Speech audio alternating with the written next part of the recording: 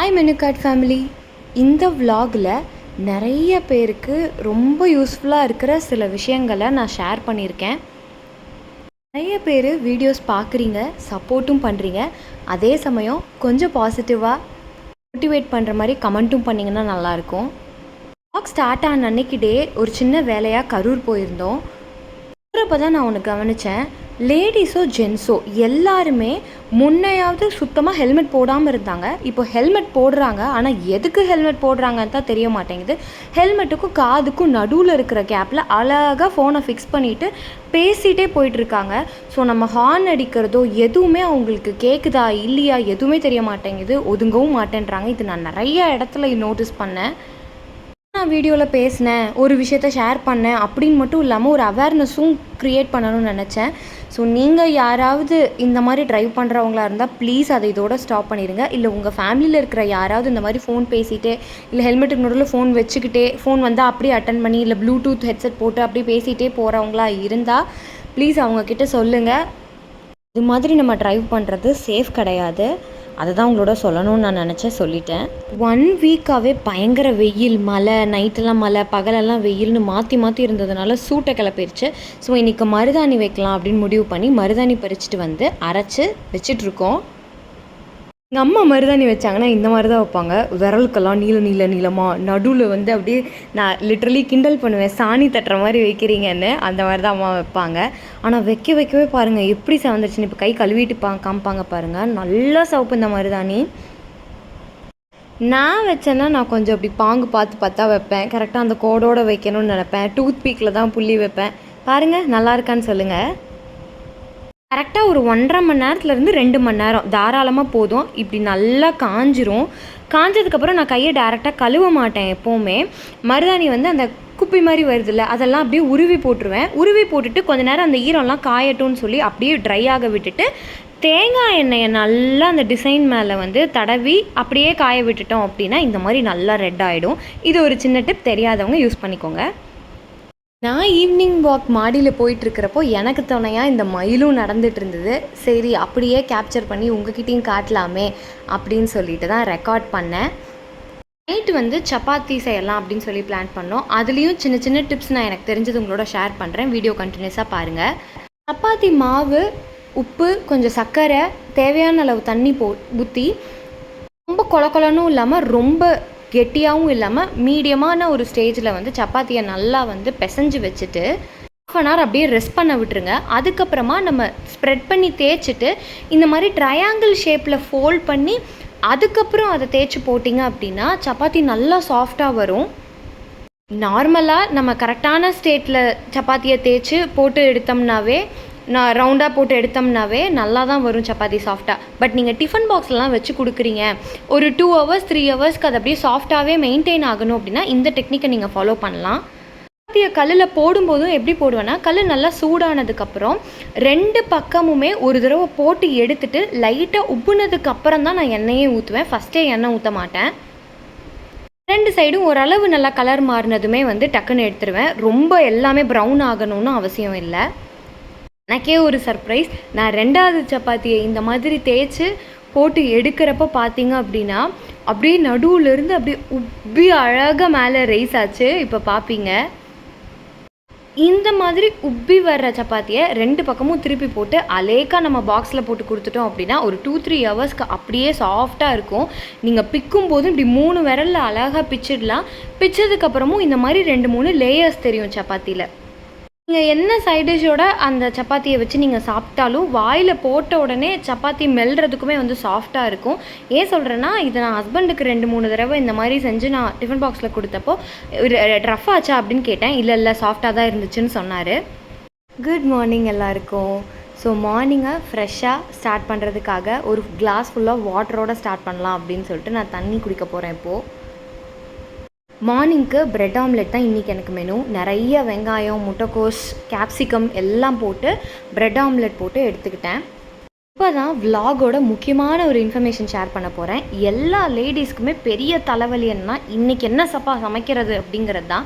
அதுக்கு ஒரு சின்ன டிப்ஸ் அண்ட் சஜஷன்ஸ் தான் நான் கொடுக்க போகிறேன். மாதிரி ஒவ்வொரு வீக்குக்கும் அந்த ஹோல் வீக் நீங்கள் என்ன சமைக்கலாம் அப்படிங்கிறத முன்னாடியே அதுக்கு முந்தின வாரமே இல்லை சண்டே ஸ்டார்ட் ஆகும்போதே மண்டேலேருந்து நெக்ஸ்ட்டு சாட்டர்டே சண்டே வரைக்கும் அந்த 1 வீக்குக்கு என்னெல்லாம் சமைக்க போகிறோம், காலையில் பிரேக்ஃபாஸ்ட்க்கு என்ன, லஞ்சுக்கு என்ன, டின்னருக்கு என்ன அப்படிங்கிறத ஃபுல்லாகவே பிளான் பண்ணி வச்சுக்கிட்டீங்க அப்படின்னா உங்களுக்கு ரொம்ப ஈஸியாக இருக்கும். ஏன்னா ரொம்ப மண்டை காயும் இந்த விஷயம் தான். நான் ஸ்டார்டிங்லேயே சொன்ன மாதிரி என்ன சமைக்கலாம், என்ன காய் வாங்கலாங்கிறதே செம்ம கடுப்பான விஷயமா இருக்கும் நிறைய லேடிஸ்க்கு. ஸோ இந்த மாதிரி பிளான் பண்ணுறது அந்த மாதிரி டென்ஷன் தலைவலியையும் அவாய்ட் பண்ணும், உங்களுக்கு வேலையும் கொஞ்சம் ஈஸியாக்கி கொடுக்கும். சரி, இப்போது இந்த நெக்ஸ்ட் 1 வீக்குக்கு என்ன மாதிரி நாங்கள் பிளான் பண்ணியிருக்கோம் அப்படிங்கிறத நான் உங்களுக்கு ஒரு ஐடியா காமிக்கிறேன். பேசிக்காக இப்போ இட்லி தோசை தான் பிரேக்ஃபாஸ்ட்க்கு டின்னருக்குன்னா அதையும் மென்ஷன் பண்ணி எழுதிக்கிறது தான் நல்லது. எழுதும்போது தான் ஒரு வாரத்தில் நம்ம எத்தனை தடவை இட்லி தோசையவே திரும்பி ரிப்பீட் பண்ணுறோம் அப்படிங்கிறது நமக்கு ஒரு ஐடியா கிடைக்கும்.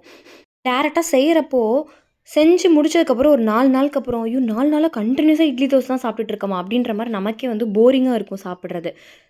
எழுதுகிறப்போ என்ன பெனிஃபிட் அப்படின்னு பார்த்தீங்கன்னா வெரைட்டி கிடைக்கும்.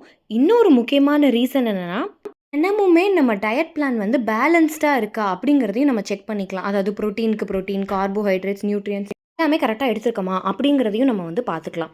இப்போது காலையில் இப்போ பார்த்தீங்கன்னா முள்ளங்கி சாம்பார் அப்படின்னு சூஸ் பண்ணி அதையுமே நம்ம மென்ஷன் பண்ணி எழுதி வச்சிட்டோம் அப்படின்னா மதியான சாப்பாட்டுக்கும் அதே தான் வச்சுப்போம். அப்போ வாழைக்காய் வறுவல் கூட சேர்த்துக்கிறோம். ரசம் வீட்டில் எப்போவுமே இருக்கும். தக்காளி ரசம்னா தக்காளி ரசம், எலுமிச்சம்பழ ரசம் இல்லை பருப்பு ரசம், தயிர் எப்போவுமே ஊற்றிடுவாங்க. காலையில் தோசை அப்படிங்கிறதுனா நைட்டுக்கு நம்ம சேமியா உப்புமா வச்சுக்கலாம். காலையிலத்துக்கும் நைட்டுக்கும் எனக்கு idli dosa okay, next day morning நான் வெரைட்டி டிஃபன் கொண்டு போகிறனாலும் அப்படியும் நம்ம பண்ணிக்கலாம். இட்லி தோசைன்னு எழுதும்போது கூடவே என்ன சட்னிங்கிறதையும் எழுதிட்டோம் அப்படின்னா நமக்கு அந்த கன்ஃபியூஷனும் இருக்காது. இந்த மாதிரி வீக்லி பிளான் பண்ணுறதுக்கு முன்னாடி ப்ரீவியஸாக ஒரு ஸ்டெப் இருக்குது, அதையும் நான் காமிக்கிறேன்.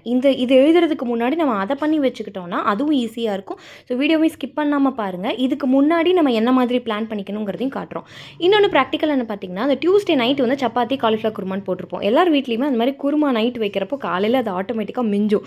ஸோ லெஃப்ட் ஓவர் குருமாவையும் நம்ம நோட் பண்ணி வச்சுக்கலாம். பிரெட் ஆம்லெட் எழுதியிருக்கேன் பார்த்தீங்களா, அந்த லெஃப்ட் ஓவர் குருமா 2 பேருக்கு தான் வீட்டில் இருக்கும் அப்படின்னா இப்போ வீட்டில் ஹஸ்பண்டுக்கும் அப்பாவுக்கும் இட்லி தோசை ஊற்றி அந்த குருமா வச்சு கொடுத்துட்டு நானும் பிரெட் ஆம்லெட் ஒரு சாண்ட்விச் ஏதாவது பண்ணிப்போம். இல்லை அப்படின்னா குருமா அளவாக தான் இருக்குது, 2 பேருக்குமே அது கொஞ்சம் கஷ்டம் அப்படின்னா கூட ஒரு தேங்காய் சட்னி அந்த மாதிரி அரைச்சிட்டு குருமா சட்னி 2 வச்சுட்டு 4 பேருமே இட்லி தோசை அந்த மாதிரி சாப்பிட்டுப்போம். ஸோ ஆப்ஷனலாக என்ன அடுத்த பேக்கப் ஆப்ஷன் அப்படிங்கிறதையும் எழுதி வச்சுக்கிட்டு பிளான் பண்ணிக்கலாம். வீக்குக்கு இந்த மாதிரி பிளான் போடுறதுக்கு மேக்ஸிமம் ஒரு 15 மினிட்ஸ் ஆகும். உட்காந்து பார்த்தீங்கன்னா மண்டேலேருந்து அந்த சாட்டர்டே வரைக்கும் நம்ம ஃபுல்லாகவே பிளான் பண்ணிடலாம் 3 நேரத்துக்குமே. இந்த மாதிரி வீக்லி பிளான் போடுறது மேக்ஸிமம் 95% இதே மாதிரி அப்படியே அப்ளை பண்ணி நம்ம செஞ்சிடலாம். ஏன்னு கேட்டிங்கன்னா நம்ம காயெல்லாம் சண்டே வாங்கி வச்சுட்டு தான் அந்த சண்டே உட்காந்து மண்டேலேருந்து நெக்ஸ்ட் சாட்டர்டே இருக்கிற காய் அவைலபிலிட்டியை வச்சு என்னெல்லாம் சமைக்கலாம் அப்படின்னு தான் பிளான் போடுறோங்கிறதுனால மேக்ஸிமம் அப்படியே ஃபாலோ பண்ணிடுவோம். 5% சேஞ்சஸ் எதனால் ஆகும் அப்படின்னு பார்த்தீங்கன்னா, இப்போ திடீர்னு ஒரு நாள் தலன்னு கீரை கொண்டு வர்றாங்க, இல்லை நம்மளே ரோட்டில் ஃப்ரெஷ்ஷாக கீரை இருக்குதுன்னு பார்த்துட்டு வாங்குறோன்னா கீரையை 2-3 நாள்லாம் வச்சு சமைக்க மாட்டோம். ஸோ அன்னைக்கே சமைச்சிடலாம், இல்லைனா மறுநாளே சமைச்சிடலாம் அப்படின்னு தான் பார்ப்போங்கிறனால அது கீரை கடையலாக இருந்தால் குழம்பை எடுத்துகிட்டு கீரை கடையலாக நம்ம செஞ்சுக்கலாம். இல்லை ஆல்ரெடி ஒரு பொரியல் போட்டிருக்கோம் அப்படின்னா கீரை பொரியலாக பண்ணுறோன்னா எக்ஸ்ட்ராவாக ஒரு கீரை பொரியல் ஆட் பண்ணி அன்றைக்கி ஒரு காய் பொரியல் ஒரு கீரை பொரியல் அப்படி செஞ்சுக்கலாம். இல்லாமல் என்னென்ன டிஃப்ரென்ஸ் வரும்னா இதில் நான் எக்கெல்லாம் பெருசாக ஆட் பண்ணலை. என்னைக்கெல்லாம் நமக்கு சாப்பிடணும்னு தோணுதோ, ப்ரோட்டீன் இன்டேக்குக்கு எக்கு ஆட் பண்ணிக்கணும்னு தோணுதோ அன்றைக்கெல்லாம் நம்ம எய்தர் பாயில்டு எக்காவோ இல்லை ஆம்லெட்டாவோ நம்ம கூட சேர்த்து வச்சுக்கலாம் பொரியலோட. சொன்னேன் இல்லைங்களா, இந்த வீக்லி பிளான் போடுறதுக்கு முன்னாடி ஒரு ஸ்டெப் இருக்குன்னு. அதுதான் என்னென்னா இந்த மாதிரி ஒரு நோட்டில் இல்லைன்னா ஏதாவது ஒரு டைரியில் நம்ம பொதுவாக நம்ம வீடுங்களில் பிரேக்ஃபாஸ்ட் அண்ட் டின்னர் மெனுவுக்கு என்னெல்லாம் சமைப்போம் அப்படிங்கிறத நோட் பண்ணி வச்சுக்கலாம். ஐட்டம்லாம் நமக்கு தெரியும், இல்லை என்ன புதுசாக ட்ரை பண்ணலாம் அப்படிங்கிறதெல்லாம் சர்ச் பண்ணி வச்சு ஒரு ஃபுல் லிஸ்ட்டு போட்டு வச்சுக்கிட்டா ஈஸியாக இருக்கும். ஸோ இந்த மாதிரி பிளான் பண்ண ஸ்டார்ட் பண்ணுறதுக்கு முன்னாடி உங்களுக்கு தெரிஞ்ச பிரேக்ஃபாஸ்ட் அண்ட் டின்னர் மெனு என்னென்னவோ அதை எல்லாத்தையும் லைன் அப் பண்ணி எழுதி வச்சுக்கோங்க. அதே மாதிரி அடுத்து இப்போ பிரேக்ஃபாஸ்ட்னா எழுதி முடிச்சக்கப்புறம் அந்த பிரேக்ஃபாஸ்ட்டுக்கு சைட் டிஷ்ஷாக என்னெல்லாம் நல்லா பண்ண முடியுமோ, என்னெல்லாம் இது வரைக்கும் நீங்கள் பண்ணுவீங்களோ, இல்லை எக்ஸ்ட்ராவாக புதுசாக ட்ரை பண்ணலான்னு நீங்கள் எங்கேயாவது யூடியூப்லையோ கூகுள்லையோ சர்ச் பண்ணி கூட எழுதி வச்சுக்கலாம். அதே மாதிரி நெக்ஸ்ட் லஞ்சுக்கு குழம்பு வெரைட்டி என்னெல்லாம் பண்ணுவோமோ அதெல்லாம். இப்போ வந்து புளிக்குழம்பு அப்படின்னா வெறும் புளிக்குழம்புன்னு எழுதாம அந்த புளிக்குழம்புல என்னென்ன வெரைட்டிலாம் பண்ணுவோமோ அதையும் மென்ஷன் பண்ணிக்கலாம். இப்போ இதே பாசிப்பருப்பு குழம்புனா பிளெயினாகவும் சமைப்போம். சொரக்காய், சௌ பொடலங்காய், பீக்கங்காய் ஏதாவது ஒன்று கூட இருக்கும். ஸோ நம்ம வந்து காய் இது இருக்குன்னு தெரிஞ்சா இதுல இருந்து ஒரு ஆப்ஷனை எடுத்து நம்ம இந்த மாதிரி தனியா எழுதி வச்சுக்கலாம். இல்லை இந்த டைரியிலே பின்னாடி கூட நீங்க வந்து வீக்லி பிளானை நோட் பண்ணி வச்சுக்கலாம். இந்த மாதிரி எழுதிட்டு எக்ஸ்ட்ரா ஒரு பேப்பர் விட்டுவேன். ஏன்னா நம்ம இந்த மாதிரி யோசிச்சு எழுதும் போதும் 1-2 ஐட்டம் ஏதாவது நம்ம மிஸ் பண்ணியிருந்தோம் அப்படின்னா ஞாபகம் வர்றப்ப எடுத்து நோட் பண்ணி வச்சுக்கிறதுக்கு இந்த பிளாங்க் ஸ்பேஸ் வந்து ஹெல்ப்ஃபுல்லா இருக்கும். அதே மாதிரி வெரைட்டி ரைஸ்னாலும் என்னென்ன வெரைட்டி ரைஸ் வந்து ட்ரை பண்ணலாம், இல்ல என்னென்ன யூஸ்வலா செய்வோம் அப்படிங்கறதையும் ஒரு லிஸ்ட்.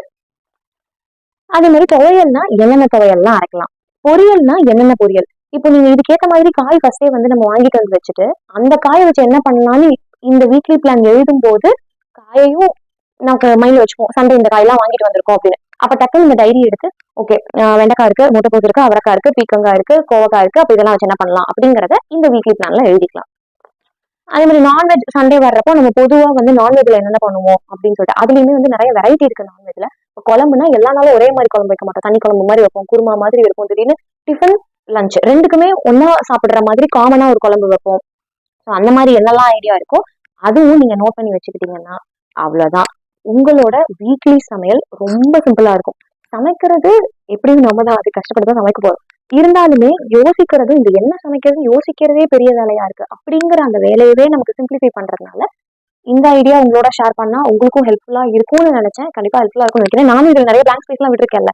அதுல உங்களுக்கு ஏதாவது இப்போ நான் ஸ்கிரீன்ல காமிச்சது போக உங்களுக்கு ஏதாவது ஐடியாஸ் இருந்தது, டிஃபன் அண்ட் டின்னர் ஐட்டம்ஸ், இல்ல நீங்க இந்த மாதிரி பிளான் பண்ணிக்கலாம், நாங்க ரொம்ப வருஷமா இல்ல ரொம்ப மந்த்ஸா இந்த மாதிரி தான் எங்க வீட்டுல பிளான் பண்ணிட்டு இருக்கோம், உங்களுக்கு ஏதாவது ஐடியாஸ் அண்ட் சஜஷன்ஸ் இருந்ததுன்னா அதையும் வந்து ஷேர் பண்ணுங்க. இந்த மாதிரி மீல் பிளான் பண்ணிக்கிட்டா வெரைட்டியாக சாப்பிட்ட மாதிரியும் இருக்கும், டைமுக்கும் சாப்பாடு ரெடி ஆகும், டைம் நிறையா சேவும் ஆகும், சமைக்கிறதுங்கிற ஒரு பெரிய டென்ஷனையும் குறைக்கும். இந்த கண்டென்ட் உங்களுக்கு யூஸ்ஃபுல்லாக இருக்கும்னு நினைக்கிறேன். அப்படி தோணுச்சுன்னா லைக் பண்ணுங்கள், ஷேர் பண்ணி விடுங்க எல்லாருக்கும். மறக்காமல் சப்ஸ்கிரைப் பண்ணாமல் பார்க்குறவங்க சப்ஸ்கிரைப் பண்ணிடுங்க.